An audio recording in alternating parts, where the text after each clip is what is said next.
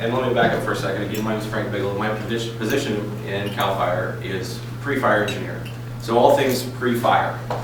All the activities as far as fuel reduction work and monitoring, keeping track, going out and doing public speaking events such as this to inform the public on the dangers of wildland fire and ways to prevent wildland fire. And so that's what we're going to talk about today. I've got a little overview here. I anticipated having audio equipment, so I'm going to try to play the video, and if you guys can't hear it through my computer very well, then we'll just move to the next. It's a video that CAL FIRE put out, and it's directly related to the drought. And believe it or not, we're still in the drought. We have not come out of the drought yet. It'll take a couple more seasons of rainfall like this to bring us out of the drought. However, this is very welcome. I wish it would continue to rain all day. But we are still in a deficit. Then we'll talk about 2015. Basically, I did a unit overview of wildland fires that occurred within our CAL FIRE's jurisdictional area between Madera, Mariposa, and Merced. And then a brief drought update where we stand as of Thursday night. When I finished putting this together, I updated through the Department of Water Resources, current precipitation, and where we stand as far as that. And then the beetle infestation, and I know that there's a few in this room that are working very diligently behind the scenes on trying to help solve this problem. And I'm just going to give a brief overview of where we stand with that and where we're going in the future. And then also that leads down to the next one is the future expectations for 2016 and what we're looking for as a department as far as beetle infestation and just as far as preparing for the fire season. So we'll try the video. Sounds pretty grim, huh? That's pretty impressive. Well, you can see a lot of that here. I mean, it's everywhere. And as we progress further into the program, I'm going to have a bunch of pictures that show exactly what we're dealing with locally in our area. Here's a review of just some of the bigger fires that we had within our jurisdictional responsibility within MMU. The Triangle fire that was 60 acres, it was right off of Triangle Road, started from a vehicle that lost its tire and drove on the rim and sparked the fire. The Sky fire was another vehicle fire that went into the vegetation. The Corinne fire was, it's still ongoing litigation and that hasn't been finalized yet, so can't really give you the cause of that one. Willow fire, that was a child playing with some fire and lit some stick on fire and it got close to his hand. He dropped it on the ground and tried to put it out. He called for his parents. They tried to put it out. They couldn't, and it took off. So. And the McCabe fire out in Merced County was another vehicle fire. So this year we had a lot of large fires started by vehicles, but we're very fortunate this year. Whereas in 2014, if you can remember, we had the Valley Fire, the Hague Fire, the Bridge Fire, the Courtney Fire, the Junction Fire, all those large damaging fires that happened. And so in my opinion, we really dodged a bullet this year. This fire was in Fed responsibility area, and this fire was in Fed responsibility area. So within state-only area, we only had three fires. Yes. Was the Butte fire then was out of your jurisdiction? And when I say jurisdictional responsibility, to clarify, I mean MMU, where we are now, Madera, Mariposa, and Merced counties only. It was in CAL FIRE's jurisdictional responsibility as an agency, but as a unit, it was out of our responsibility. And please, if I say something, an acronym, or say something that you don't understand, please raise your hand. I don't mind, so we can clarify, because I want you to be able to understand what I'm saying. This is the year in review for, again, MMU and our stats from January 1 to December 31st. And how it broke up. So Mariposa County had 1,650 calls for service from CAL FIRE or from Mercy Ambulance Service. There were 1,615 total. Battalions 1 and 2 is where you guys live.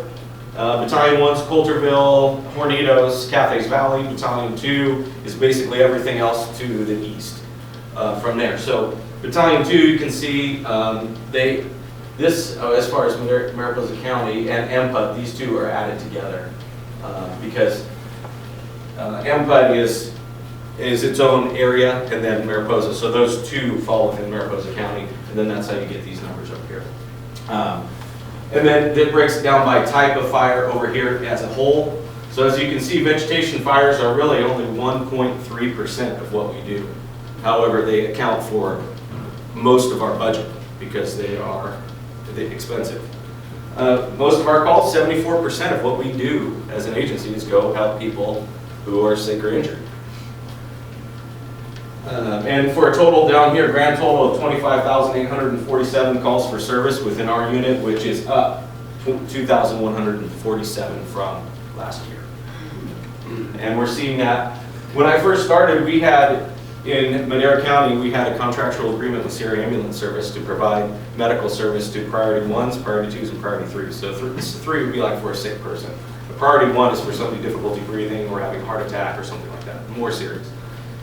And we used to be at 29,000 calls. Well, that contract, they went with Fresno EMS instead when they renewed the contract. And so that dropped us way down. We were actually, 4 years ago, we were only at 19,000 calls. So in the last 4 years, we've gone from a little over 19,000 calls to 25,000 calls. So, Frank, Yes. sorry, Yes. so, Hub/SBC other, I know. Yeah, public service assist. So this would be to help a person up. Let's say somebody calls and they have fallen out of their bed and they can't get back in. That's what we call a public service assist. Or an agency assist if a Mariposa County Sheriff's Department calls us to stand by for, they have a SWAT thing going on or they have some law enforcement thing, they want some medical or fire there. That's a public service assist, agency assist. So, I'm sorry, I don't mean to pursue this too It's far, okay. but my question is really, I have the sense that, and I know that Lynn Nielsen has received a lot of calls, and I have the sense generally from what with all of you on land that there are people out there that have a million questions, partially stemming from the drought. So where are those part of your call No, stats? these are 911 calls. Oh, okay. Yeah, to clarify, these are not somebody who dialed 911 to our emergency command center. That's the ECC up there near the top. That's what this represents. Okay, got it. Quick question, on the other fires, which is the largest percentage of fire, are those vehicle fires or that type of? Yeah, vehicle fires, dumpster fires, debris fires that happen in the local response area. So in Merced County, Atwater City, Madera City, they get a lot of transients, or they get fires that happen behind a building that's not a vegetation fire or structure fire. So that falls into that other category. Any other questions on the? I have a question. A number of us are elderly and sometimes handicapped. So you were mentioning that people who have fallen out of bed or whatever, people who are unable to get up, but they have a cell phone, or say a husband and wife, and the wife is unable to lift a heavy husband off the floor if he's fallen. Is that something that we call the fire department? It's not something that we encourage people to do, but people do every day. I mean, we get public service assist for helping a person up every day. It's not something we're going to turn down. If you call 911 because you need help, we're going to show up. It is 911. 911, That yeah. particular difficulty. Is there one other one which is better for your department if one calls? Well, if you call Mercy Ambulance Service, I mean that's an outlet. But you can call us. And if you are feeling you're in need and you need help, call 911. That's what it's there for. We'll come help. And we have one more over here first. I'll get right back to you. You said that there was a growth in the number of calls that you received, and then given those percentages on the right-hand chart, where have you seen the greatest growth in service requests? The greatest growth has been in percentage-wise is in medical aids. We were hovering around 69 to 71%, and we've gone up about 3% in that category. So we're traditionally, and we've always quote 70%, well now we're almost 75%. So that's where our largest growth is. Yes. Yeah, this year they delayed the burning season all the way into November. Residents like me who are under 3,000 feet were not allowed to burn. And of course now the storms are stacked up all the way across the Pacific. And we won't have a chance to clear our land unless you extend the burning season for the residents. Well, those, I understand your concerns, and I have the same ones. I live below 2,000 elevation, and right now in Madera County, there's no burning below 2,000 elevation. So I have the exact same problem that you guys do, and when it's at 2,000 or when it's at 3,000, and you're at 2047. What we do, just leave it standing there? Well, what you can do, and we'll go over that, I'll go over that more in depth when I do the defensible space component, but I'll quickly answer your question. Do as much work now as you can, cutting, limbing, brushing, doing all that stuff, piling it, and then covering it with some kind of material, whether it be a tarp or whether it be plastic or whatever it is, to kind of keep it dry. And then when we say it's okay to burn, go out and light it. Yeah, so there's a lot. If the storms stop. Right, which we hope they don't. Right? I mean, and it's a double-edged sword. We hope it keeps raining, but then it's harder to burn, but then we want to burn, so we want the storms to stop. It's like, tell your neighbors to pile their habitat. You have squirrel habitat. okay, so now, just how many people are lifelong Mariposa County residents? Well, that's interesting. We've got one. Half life, that's okay. So can I assume, I don't like to assume a lot, but most of you have come from an urban area, Yep. and then moved up here because it's a beautiful, wonderful place to live. I agree with that, 100%. Okay, so maybe a lot of you aren't familiar with fire history and forest health history. So I included that in here because I honestly assumed that most of us would be coming from somewhere, maybe wouldn't be as aware of this and how we got to where we are today. So I'm going to go over this. In 1891, due to the timber supply and watershed concerns, the U.S. government set national forest reservations. They weren't known as national parks or national forests or any of that then. They were national forest reservations. And in 1905, the U.S. Forest Service was established and given managerial controls over these lands. So that's when this whole forest health and forest stuff started, when there was actually managerial control and somebody was given the rights to control that. But just 5 years after that, in 1910, the big blow-up occurred. This is amazing. 3 million acres burned in Montana, Idaho, and Washington in 2 days. 2 days, 3 million acres. Can you even imagine? And this had a profound effect on the national fire policy. The U.S. Forest Service convinced members of Congress, the public, and members of Congress and the public that only total fire suppression could prevent such an event from occurring again. And the U.S. Forest Service was the only outfit capable of doing that on such a large scale. When we're talking about these national forest reservations, the whole United States wide, we're not talking just California forests, we're talking the whole country. This policy had two goals. It was preventing fires and suppression of fires as quickly as possible once one started. And the Forest Service came out in opposition to the practice of light burning, even though many ranchers, farmers, and timbermen favored this method because it improved conditions on their ranch and it improved the resiliency of the forest. Following several severe fire seasons in the early 1930s, fire suppression took on an even greater urgency.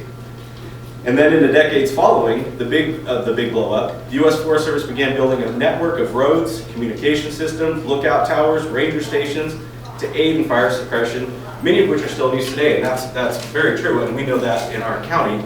We have one on Signal Peak, and we have one on Pino Blanco, we have one on Miami Mountain. Those are still staffed today with Forest Service employees. And that's as a direct result from this initiative that happened way back when.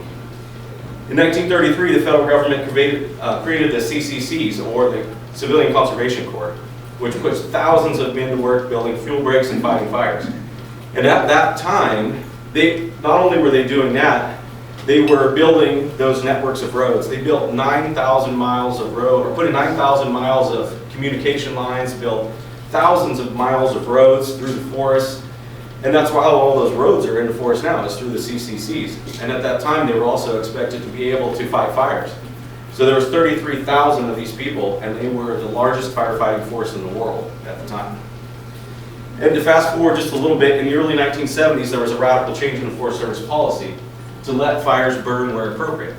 What does that mean? If we had a lightning fire out in the forest, It's like if a tree falls in the forest, does anybody, and nobody's around, does anybody hear it? Well, in this case, if the lightning strikes out in the forest, we're going to let it burn, we're going to manage it, and try to work it, and to have less damage. But then again, in the 70s, we had 40 years less growth in our forests than we do now. And I'll get to that in a minute as well. In 1973, when the Forest Practice Act was added for timber harvest plans. So basically what that says is the state and the feds said on federal land and on state land, you have to apply for a timber harvest plan to be able to harvest lumber off of your property or off of federally owned property. And then since the 1900s, fire suppression efforts and policy began to focus on wildland-urban interface and urban intermix. So when I talked about, we saw this slide in the video, this is pretty much what a lot of our forests looked like in 1909. You could see the forest in its climax state should be a forest that you could see the forest through. Open, wide, and what has happened through that total fire suppression effort in the early 20s, 30s, and 40s, and going forward to the 1970s, what we got was a forest that began to grow. And what you see this stump here, this is this tree that was cut down here. There's a tree behind it. So it's taken from the same spot. And this is more what we're used to, right? This is what we think a forest should look like, right? Because this is what we've all seen, this is what we've all grown up with, this is what we know. This is what a forest should look like. And that's a naturally occurring forest, 1909? Yes, naturally occurring forest in Montana, not in California. Yes, sir. Yeah, if it's Montana, I'll withdraw my question, because in California, mining had an impact on many of our forests. Absolutely. And the Native Americans also managed. Yep, with fire. With fire. Yep. So, Yes, absolutely. But the conditions, I agree with that wholeheartedly. But this is, and I'm speaking again on a national level, right. Not so much just focused on the state at this time. So yeah, this is what we've seen in a lot of our forests across the country. Back to the drought. 2015 was the 4th year of historic drought. This is what our lakes look like. This was taken, this is Bass Lake in Madera County in December 5th. So it's, I mean, we've had a little bit of reprieve from rain since, but I mean, we're still really low on all of our reservoir levels. I think I put in here the reservoir levels, the current reservoir levels. This is where we stand as of January 5th. Extreme drought still in this whole area. We have not come out of it, and I really want to stress that. You know, we see all this rain and all this water, we're getting very excited, all of us are, rightfully so, but we have to remember this is where we are still. This number, I think I forgot to update that. Yeah, no, I did. 44% of California is in exceptional drought. This is as of January 7th, so on Thursday. Good news. Let me explain this a little bit before I get to where we are, even though you can see that. 82 and 83 was the wettest, based on these 5 areas. Calaveras Big Trees, Achechi, Yosemite, North Fork, and Huntington. So that gives us kind of a wide range. It covers all the area from basically Stanislaus down to Fresno County. It gives us a pretty good indication of where we are locally. 82, 83 was the wettest year, 77 inches. Can you imagine? 77 inches of rain. And then our average for that area from 1961 to 2010 is 40 inches. These down here, the green one, the blue one, the purple one, and the teal one, they're the last 4 years of what we've got the last 4 years. So that's why we're in such a drought. We're that far behind. Here's where we are right now, which is good. We're above average. We're above normal. That's good news. And this is just a little bar graph. I'm showing you how it's shaped up every month. I don't know if you know, but the water years start in October. October 1st starts the water year back to October or September 3rd.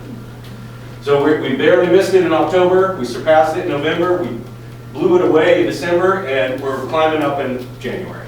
So we're on a good note. These are our reservoir levels as of the 6th across the state. As you can see, their averages. This is their historical averages, the red line. Every reservoir is far below the historical average still, as of a couple days ago. So that it's very disconcerting. But when they're coming up, that's a good thing. So what are some of our short-term drought impacts? Well, during the drought, there are declines in surface water flows can be detrimental to hydropower production, which we have at Hetchetchee, close to us, and in the Moccasin area. Navigation, recreation for habitat and aquatic riparian species and drinking water. Ground levels in wells may not reflect a shortage in rainfall for a year more after a drought begins. Well, a lot of us have experienced that. A lot of my friends have had their wells go dry. And we can expect that to continue still. It's still the water's gonna take a while to get all the way down to the aquifers. And what we're seeing as well as wells can pump the water at a faster rate than aquifers recharge. So the water's filtering down, but we're still pumping a lot of water out. And it's resulting in a possible decrease of water availability and deterioration of our groundwater supply. Right? Yes? I thought I heard one time that our well water comes from snowpack. So this rain falling directly on my dirt land isn't really recharging my well as much. Gotta wait till the snowpack forms and then fills down. Yeah, that's how it happens. Yeah, most of our groundwater, most of it, not all, I mean, it does filter through. Precipitation is one of the, we did a study here with the wells in Mariposa County through the environmental watershed management plan, and they actually tested the water, and a lot of it is due to precipitation. Now, of course, snowpack is an important part of some of that, especially the higher elevations, but Cappy's Valley, Hornitos, some parts of Mariposa, precipitation is one of the leading recharge. Excellent, that's good news. Well, we're getting a lot of it, so hopefully we'll get some recharge.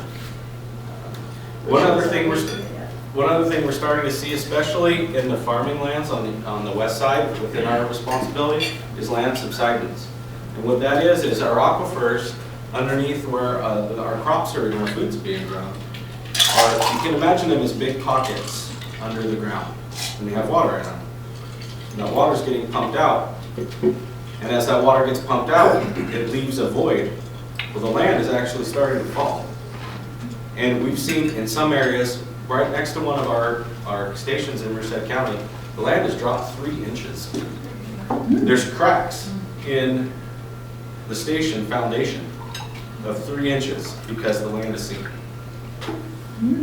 So, what's that? Over what period of time is it? It's been it hasn't happened instantly. It's just been happening gradually over the last few years, and it's finally made an impact to where I don't know exactly when the fall happened. No, I meant just, because you've seen the photographs of, the man standing by the telephone pole, and it's tens of feet. 40 feet or something. 40 feet, yeah, nominally the Drop since the 19, whatever. yeah, 1925 or something like that, I want to say. Yeah, I'm not trying to say the land subsidence is something that's happened last week. This is, like you said, this is something that's happened over time. But as a direct result of a lot of things, there are more people now. So that means there needs to be more food, there's more farming, there's more water use, and now there's less water. So it's a culmination of a lot of things that have made this problem happen.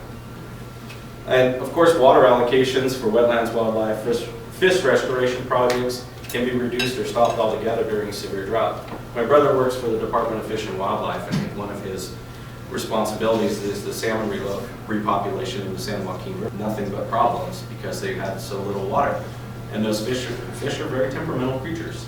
They like a certain temperature, they like a certain depth of water, and they like to have their little spot to swim in. And when they don't have all that, it's very detrimental to them. In fact, in Friant at the fish hatchery, they had to take the fish out of their ponds and take them to Shaver Lake because the water got too warm. If the water got to 75 degrees, they could no longer survive. So they had to take them to Shaver and let them out. So that happened mid this summer. So of course, some of our long-term effects of the drought are historically high tree mortality, which we're experiencing, and extreme fire potential, which we did see throughout the state this last year. This is a map that Emily Merriam here in Mariposa County Works in the Planning Department put together. This just represents what kind of land cover, and I know it's kind of a little hard to see when we have the lines going across. These lines going across just represent this sort of responsibility area. So meaning if it's CAL FIRE responsibility or state for Fed responsibility. So all the lines going this way are U.S. Forest Service, Sierra National Forest, and this is the Stanislaus Forest up here, and then all of this is CAL FIRE responsibility, and then of course the Yosemite National Park up here. And this just gives us an idea of what kind of land cover we have. So mostly herbaceous on this side, and then hardwood and woodland, and then we have some shrub mixed in, and then there's conifer. It just kind of gives us an idea of what kind of land cover we have. And why that's important is during our grant writing process is that comes into play when then we overlay this map, which is an aerial detection survey that the U.S. Forest Service did multiple flyovers through this area. CAL FIRE commissioned one flyover as well, and they were able to take some computer-generated models, fly over, and be able to tell exactly where the worst places are for tree mortality. And so as you can see, there's a lot in Mariposa County. Now, what this represents is, in every red is mortality, but it doesn't describe the extent of the mortality. So we just got a little bit better data yesterday that we were able to, and I'm going to show you the website that you can go on. It's a web viewer that CAL FIRE put together. That it's interactive and you can scroll right to your home to see what it looks like. And I'll show you that. So this breaks it up to high, medium, low. Frank, looking at this map, it looks like a lot of the mortality is also in the lowland, where you have a lot of oaks. Yes, and this is just mortality. It's just death. It doesn't represent bark beetle. It doesn't represent any other kind of death other than they're dead trees. And what you're seeing with the oaks is drought, and the cedars is drought. What you're seeing in the ponderosa pines is bark beetle, specifically. So this just represents mortality, and it's based on drought and Because people generally think and even say, well, the pine trees that are dying, but obviously they show the oaks are also having a problem. the oaks and the brush. Manzanita, we're seeing a lot of manzanita death, which is amazing. Yeah, I mean that's a hard. Great pine. Great pine. I mean, it's across the board. And this is just one of the ones we put up to show how bad the problem is here, because I want to focus the attention here, right? This is where I work. This is where I don't live in Mariposa County, but I've been working in this department for 13 years in Madera and Mariposa County, and I want money to come here from Mariposa County and Madera County. Thank So, you. Thank you for doing that. these are the kind of things that we're working on. So if you guys have never seen these pesky little creatures, this is what they look like. And you can find these all throughout Mariposa County, all three, of course. The one that's causing the most damage for us specifically right now is this one. But these are, and that's not to say that these bugs weren't always here. They've always been here. By the way, they're not that big. Right. I do have an actual size slide next, I believe. So they've always been here. And in the video it mentioned that normally they attack single trees and go after maybe one or two trees in a group. But there weren't as many as they are now.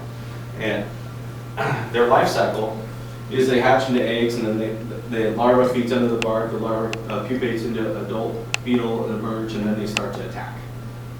They fly off, and then they group up, and they just start to attack. And what happens with ponderosa pine is, as a tree has its root system that goes out, it's drawing in water. Well, of course, it has to pump, in layman's terms, the water to the top.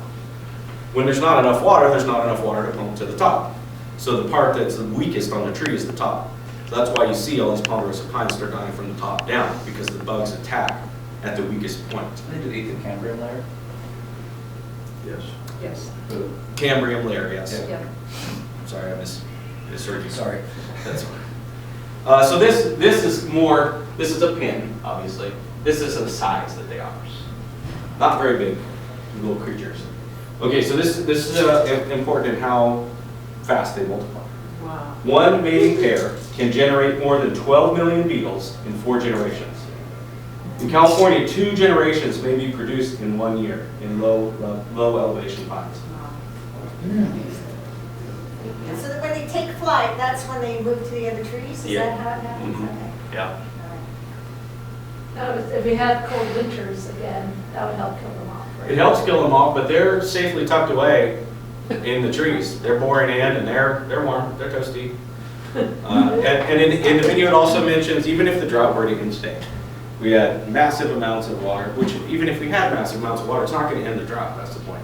But if The dead trees are still dead. the dead trees are still dead, we still have that problem, which we're going to talk about. The bugs will still be here for 3 to 5 years after the drought ends. And we're not ending the drought this year. So we still have years of this problem to deal with. And they're going to still be exponentially growing. I was put in charge of the Defensible Space Inspector Program. I apologize for the quality of this. It's going to be kind of hard to see. I started having the Defensible Space Inspectors take photos. I want to document this change.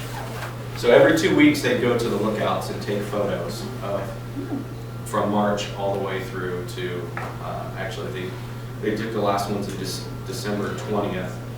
But they weren't exactly the same photo. They didn't take it in exactly the same spot. So the last one I have is October. That still has all 3 in the same exact spot. But just know that it's gotten worse even since October. This is Miami Mountain looking towards to the north in Ponderosa Basins. You know, right over here we have the bridge. This is the bridge fire right here. So the Williamsville Bridge is right down here.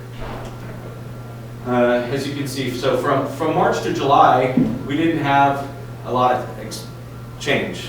It was still spring and there wasn't a lot of movement around. But then when you go from July to October, and I know it's hard to see, but basically all of this, it's all gone. And then I put the 3 together. I wish I had. This is Miami Mountain. This is looking from Williamsville Bridge up to that north side of Miami Mountain. Yeah, you got a little bit of change from March to July, and then I mean, it's hard, you can't really see it. What struck me when we drove down to Oakhurst recently was the number that were dying up on top of the bridge. How Yeah. high do you have to be before there's enough They water? seem to be in a belt of about 2,500 elevation to 5,000, working through that area. This is Deadwood Mountain, looking to the east, and you don't really see any die off even in July. But then in October, here's that belt we were talking about. It goes all the way across, and they're just working their way through. And that's maybe what you saw in that going through Oakhurst. This is right above Oakhurst. Miami Mountain again, looking to the northeast, and we get a little bit of change. So we have this spot and this spot, and then in the next one, that's that same spot. It's grown, and this spot's grown, and then here's the change. This is probably the most telling picture of my photos. But then we move on. Of course, we recognize this, right? This is Ponderosa Basin. This is what it looks like. And when I go and speak at the state level and to try to tell them how bad this problem is, this is what we're facing every day. Homes, power lines, roads, and dead trees. And this is down almost every street in Ponderosa Basin where you have a technical nightmare of how to get rid of all these trees. And this property owner potentially not having the means or the wherewithal to be able to handle that problem. Yes? I heard this week that PG&E is taking out 2,000 dead trees in the basin, but they don't remove them from the basin, they cut them, lay them down on your property. Correct. Which adds to the fuel load if you have a fire. Correct. They are not legally required to remove the tree. They are required to cut the slash off, but that's it. So they'll leave rounds, and normally they cut them in 10-foot sections, and then they leave them. Now, what we get to the defensible space part of this is, and I'll just go to that now, remove the slash away. When we're talking about a 24 HDBH tree and greater, and laying on the ground isn't a serious fire hazard to me or to the department. That's a 10,000 hour fuel. It takes 10,000 hours for that fuel to dry out completely. If there's a lot of slash, a lot of the limbs and all this dead laying around it, yeah, that's a fire hazard, because that fire is going to move right towards it and then eventually catch it on fire. Has a lot of BTUs, it's a big fuel, it's going to burn. If there's no fuel around it, if you clean around it, get all that slash removed, burn that slash in a pile away from it, then when a fire comes through, it's not going to ignite that. It's not a readily available fuel to burn. It's a big log that takes a lot to burn. Just like when you start your fire in your fireplace, you don't put the biggest log you have in there to start with. You put some newspaper, and then you put some kindling on top, some fine fuels, you put some pine needles in there, and then you start it. It's the same concept. Then you go on. What about putting the slash through chippers? Are piles of wood chips very inflammable? Can you make paths out of them and put them around your homes? Does that help suppress, cover the ground to help with the drought? Or is that a further fire hazard? Well, if you're going to use it for decorative means, then we say no greater than 3 inches in depth. But they are going to dry out in a year or so, or less. And they are going to be a very receptive fuel bed. Now, if they're next to your house and you have sprinklers and they're used in a decorative, manicured way, they're going to absorb that moisture. So to help with the drought, they absorb moisture, they keep it. So for your plants that are around it, they help give off moisture to those plants. So in that respect, if they're right around the house and they're wet, they have moisture in them, they're not a fire hazard. But if there are piles of them, can spontaneous combustion occur? They can. It's not very likely. Doesn't happen often that those spontaneously combust, because most of the time when you're chipping this, it's already dead and most of it's dry. So it doesn't have enough moisture in it to build up the heat that it needs in that pile to spontaneously combust. But then if it rains, it can absorb Then that. it can. And then Yeah, moving forward, if you don't remove those. So I would suggest just scattering them out on the ground and letting them become dirt again. And just deal with it that way if you have no means of transporting them somewhere off of your property. That would be the ideal situation, is to just remove them from your property. So I'm going to guess that later on we'll talk more about the solutions, because even PG&E cutting 2,000 trees is not helps some of the houses, but they're not going to do like that entire corner there, for instance. This entire corner, in this particular case, anything that has the potential to, based on Public Resources Code 4293, damage the infrastructure of PG&E's lines, they're required to remove. Right. So if it's within 100 feet, and that tree's 100 feet tall, they have to remove it. So everything on this corner, for that example, would have to be removed. Okay. So Because it has the potential to damage infrastructure. This must be costing PG&E a fortune. Yes. Yes. It's costing us all a fortune. That's all I was going to say, the law. Yeah. Yes. I mean, in your video, you mentioned the mortality rate is something like 25%. Well, that's a very old number, as you know. In Ponderosa Basin, it's essentially 100%. Yes, and that was speaking in general terms, of course, statewide. And of course, that video was made in March of 2015. So lots changed since then, as you saw in the photos. Lots changed from March to October or January. Yeah, my question is why don't we have underground utilities? It's cheaper, I know, I just have to bury the line and, It's like It's a different topic, yeah. Is there a telephone buzz? I would suggest having a PG&E representative come to your meeting, and you can ask away. There's no supervisors. Then PG&E wouldn't come in and cut it all. Yeah, there you go. So that's a good point. If they're underground, then this property owner would have had to clear all these trees on their own. In this scenario, it's good. In a lot of scenarios, it's maybe not the most it's more unsightly. It would be nice if they were underground, but it just doesn't make economic sense for them to do so. Again, another picture of Ponderosa Basin. And I use this photo also when I speak to a lot of people is, this is what we're seeing too, right here. And what we've seen in our property values have dropped.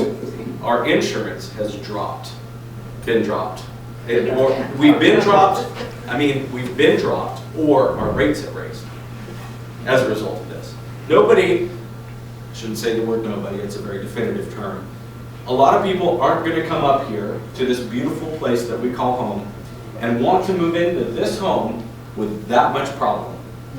That's thousands of dollars of problem that they're going to have to deal with as soon as they buy this home. And they're going to be responsible for it. And that's what I mean by our property values have dropped. It's going to be harder to sell that house now with all that around it. So what is the mortality rate in Ponderosa Basin? I can't give you an exact percentage. Just rough, 50 or higher? I would hate to give you a definitive number. I don't know the percentage of it. If I could just Yes, of course. jump in, for what it's worth, excuse me, the pines, it's mostly the pines that have died, is my understanding, in Ponderosa Basin. And I've heard numbers as high as 90% of the pines.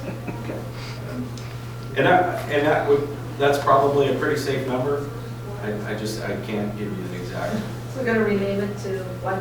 Well, it's really a black humor sort of joke. I mean, it's Ponderosa Basin, and Ponderosa Pines, and then Ponderosa Pines, it's just the basin.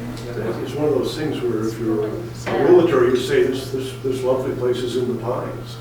Well, Right. it's in the dead pines. Another question, is the term used high hazard zones? Mm-hmm. What determines a high hazard zone? The flyovers. It depends on what you're talking about specifically. If you're talking about a fire hazard severity zone, Yeah. that was determined through fire history. And that's determined based on a lot of factors. The fuel, the amount of fuel, and when I say fuel, I mean grass, oak, brush, pines, all that stuff's considered fuel available to burn for fire. So that gets factored in. So we did the land cover, showed you that. And then fire history laid over that, and then we determine, based on the fire history and all that, how severe of a fire hazard is in that specific area. And then it's given a numerical value, and then it's represented in color on a map. So basically, for Mariposa County, everything's in a high hazard severity zone. So Mariposa County is in a high hazard Yes. zone, and is that on a table someplace that you can refer to? It's on. I'll show you the website. Okay, all right. Okay, great. How do you determine whether a tree is fully dead or not? What? Because I have some oaks that have sort of shriveled up, but I'm not sure that they're dead. I'm hoping they will revive. Well, I would suggest either. I'm not a forester, so as far as being expertise in all things tree, I'm not that person. We have a registered professional forester that works for us. His name's Len Nielsen, and I can give you his number afterward, and you call him, and he could stop by and You take a look at it? and take a look and let you know. And if he's not available, there are plenty of RPFs, registered professional foresters, in the phone book Yeah, I'd like that you can call and have somebody come up and take a look. Yeah, I don't want to take down a tree when it's still got a chance to live. Yep. Good. Yeah. So this is one scenario that Greg Asner, who's done this really terrific study, he says he took LiDAR data, which is a laser form, basically in layman's terms, of determining the tree mortality versus what the Forest Service did in having a camera mounted on the front of a helicopter that flew and then interpreted the data and spit out a number. Well, he used a radar detection system that was sweeping across the whole forest and was able to model that forest in 3D and then take that data out and come up with a number. The state's now saying 25 million pines are dead throughout the state. That's the current number. Greg Asner, who's done this study, Carnegie Institute for Science, says there's 151 million dead trees based on his study. So there's a little conflict. The state and what the Forest Service is putting out is 29 million. Just know that there are other people out there working on this, and you can find some other information online on your own. So this is one scenario that could possibly happen, and we're worried about this. When you see that line of 2,500 to 5,000 elevation, those trees dying, well, once they die, what's left? Yeah, fuel, for one, and the ability for everything else below it to move up. So our forests aren't going to look like our forests anymore in this scenario. Everything's going to move up in elevation because there's no competition for its growth or its spread. Right now the pines were holding back the brush. Well, if all the pines are dead, now the brush can move up the hill a little bit. So that's one thing that we are concerned about as well. So you see in our grasslands and desert, now our oak woodlands have moved up. Everything's moving up one as we go across. Yes? The western white pine that's dying off, And the ponderosa vine. yeah, are there seedlings that are going to come up after? Yeah, of They're course, but now they're in more competition with what has taken over in the meantime. So there won't be as much of it in all of these that move up. That's the point they're trying to make, is that the competition will be so great that there are going to be less of. So that, like you said, this is the 5,000 elevation that we're talking about. A lot of this 9,000 elevation it's not getting hit as hard as this elevation. So as much as I agree with most of this, I don't necessarily agree with all this part up here because it's not seeing as much of the death as what we're seeing in the lower elevation. I know that in Yellowstone National Park, and they've had horrendous fires there, and when they introduced the wolves prevented the ungulates from eating all of the little seedlings, so that their forests have regenerated to an amazing effect. And we need some wolves around here. So some short-term management. I forgot to update this number, so I apologize. That should be 29 million. So we need to reduce the fire hazard by removing the dead, dying trees. Well, that's easy to say, right? That's what we need to do. Let's remove them and transport them. That's right. Yep, easy to say. Finding the money, that's the problem. Yeah, finding the money and finding the place to put them and having the mills that will take them or having the export ability to take them. And Asia's market is now going down. We're hoping for some export stuff to China and Japan and whatever to get rid of this wood. It's yet to be seen. We don't know. We're working on it. I would love to come up and say, like, we have the solution. We found the solution. We haven't. But we're working on it every day. This is what, in my position, Lynn's position, Rosemary, we work on this every single day, talking to people like you every single day and trying to figure this out. So please be rest assured we're doing every single thing possible to be able to deal with this. Some other impacts, we need to manage the slash by trimming, lopping, and scattering. So like I said, if we have those big trees that come down or PG&E takes them down, just get the fuel that's available to burn away from them. Either scatter it out for now or get it away from the big mill or lumber that's left. Like I said, cover it with plastic while you can. For high value trees, you might consider deep watering or mulching. So pile some stuff up around it, dump a bunch of water on it. You can also bore down next to the tree, put in some tubes, put some drip irrigation to get some more water down to the roots. So some long-term management issues, we need to thin to reduce competition and avoid injuring good trees during logging operations or construction. So as we move forward, that's one thing that we have to be very concerned of, is not going in there without a good plan and not damaging all the stuff that's still viable, but get out all the bad stuff. And we need to plant trees adapted to the area, so reforestation, basically. And there are grants out there in the governor's budget, proposed budget. It still has to go through appropriations, still has to go through the House, Senate, get voted on, and get signed into law, and we won't know that until July 1 of what's actually in the budget. But I can tell you that there was $180 million allocated for greenhouse gas reduction. With that comes reforestation, a component of that. So there's money being allocated for reforestation. So that's going to be a component of this solution once we get to that point.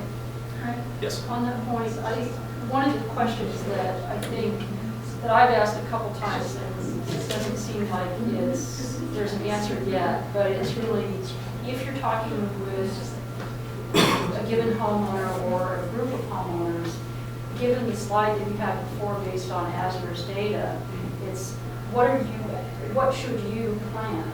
You know, are you going to try to recreate what you've had before, given the at least potential that they will not survive because of the competition, as you said, or are you going to try to anticipate that it will be what was that you should plant what was in the lower elevation prior to this disaster? Well, this is a great question for Lynn, who's our forester. I do know that there has been many studies done on exactly that, of what should be planted where, which seeds do the best where, and what is native to that area. And I can't remember the name of the website right now, but it does say exactly that in their seed areas, or seed zones is what it's called. And you can look it up exactly. You can use a viewer, just like what I'm going to show you for the high severity zones. And you can go on there and find out exactly which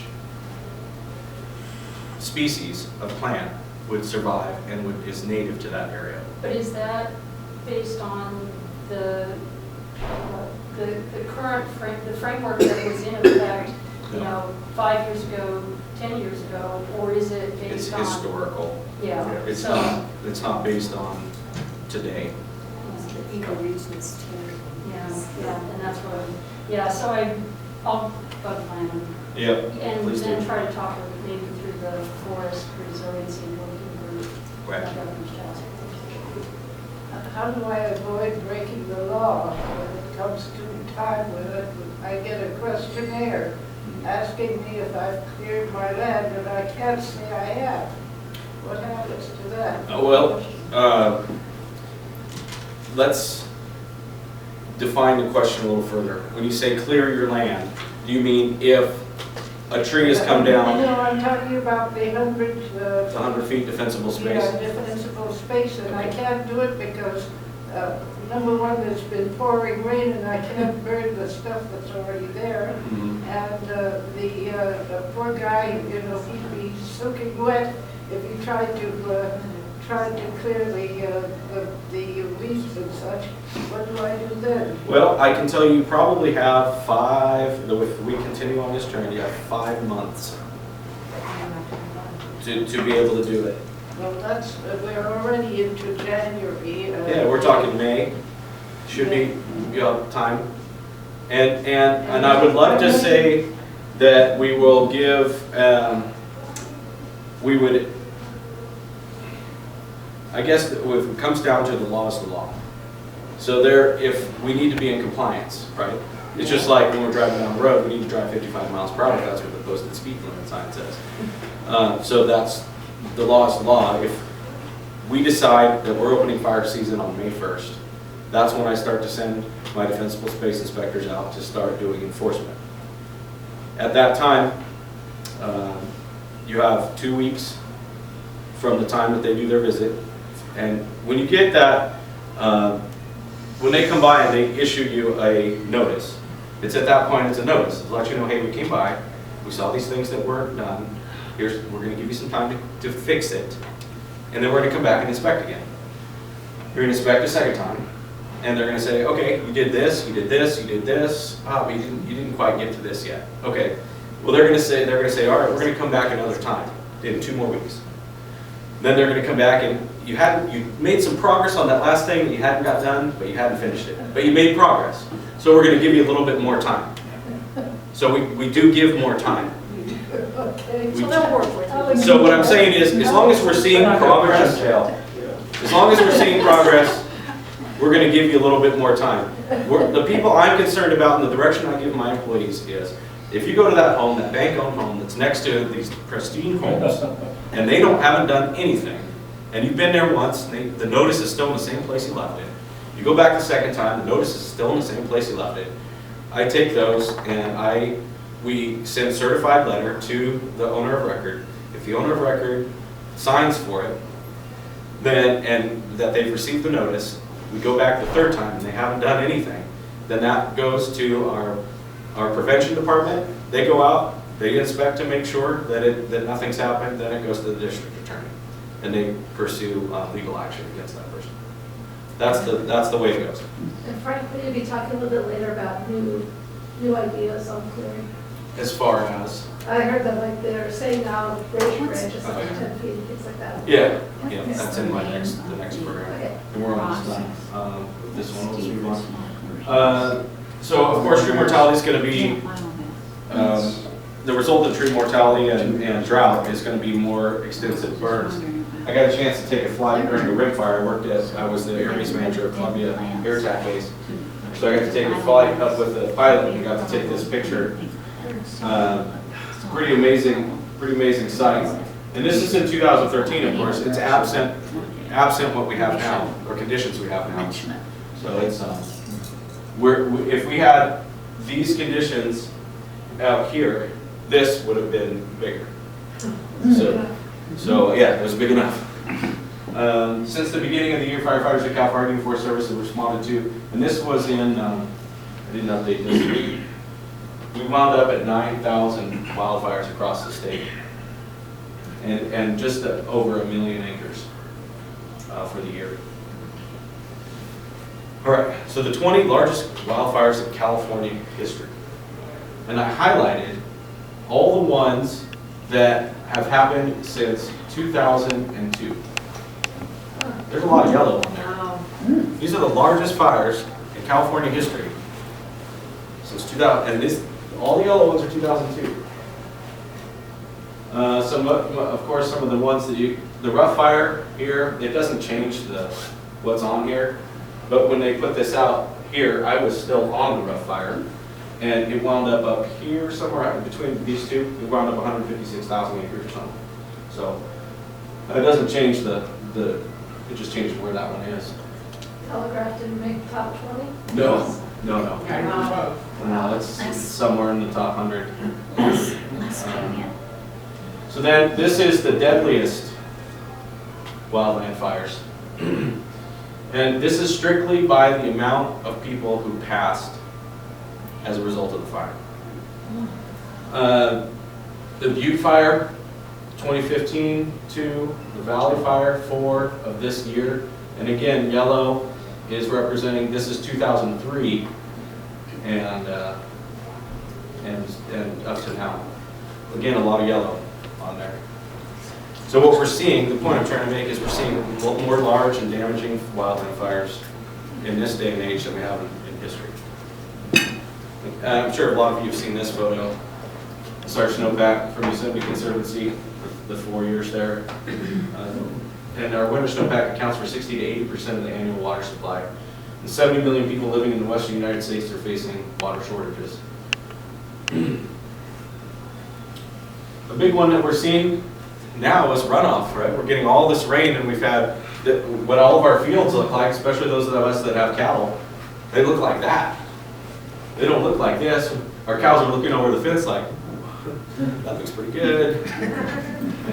But this is what we're seeing. So this is what we get as a result of that. When we get this was a California 58. This just happened in October, and that's what's happening. Is we're getting a massive amount of rain in a short amount of time with no vegetation on it to hold it or to break it up.